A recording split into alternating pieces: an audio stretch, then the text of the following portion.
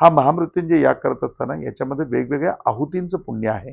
काही काही समस्या आहेत, त्या समस्यांकरता कुचलाची आहुती सांगितलेली आहे, तर कुचला आपण त्याच्यामध्ये वापरतो. काही आहुतीच्या याच्यामध्ये आपल्या पितृशांती करता आहेत, तर त्याच्यामध्ये नागरमोथा आपण वापरतो.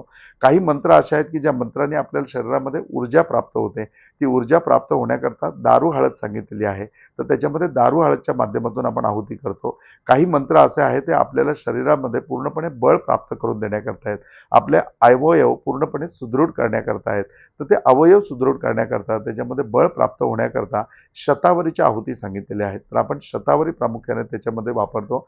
सगळं जीवन जगत असताना ते दीर्घायुष्य असायला पाहिजे आणि ते निरोगी असायला पाहिजे, याच्याकरता बेलफळाची आहुती सांगितलेली आहे, आपण त्याच्यामध्ये बेलफळ वापरतो. त्याचबरोबर शत्रू हे प्रत्येक ठिकाणी असणारच, आप्तशत्रूही असतात, हितशत्रूही असतात. मग या सगळ्या शत्रूंपासून आपलं संरक्षण होण्याकरता राळेची आहुती सांगितलेली आहे, तर विशिष्ट अशा मंत्रांनी राळेची आहुती दिली जाते. त्याचबरोबर हा याग संपन्न होत असताना याच्यामध्ये जी काही मृत्यूतुल्य संकट आहेत ते निघून जाण्याकरता, जे काही मोठे संघर्ष आहेत ते संघर्ष निघून जाण्याकरता, शत्रुबळ किंवा शत्रुपीडा पूर्णपणे निघून जाण्याकरता त्याच्यामध्ये गुगुळाच्या आहुती सांगितलेल्या आहेत. तर विशिष्ट अशा मंत्रांनी त्याच्यामध्ये गुगुळाच्या आहुती दिल्या जातात. महामृत्युंजय यागाचे अनेक प्रकारे मृतसंजीवन मंत्र आहेत. या मृतसंजीवनामध्ये काही तंत्रोक्त मंत्र आहेत, काही मांत्रिक मंत्र आहेत आणि याच्या व्यतिरिक्त काही तांत्रिक मंत्र आहेत.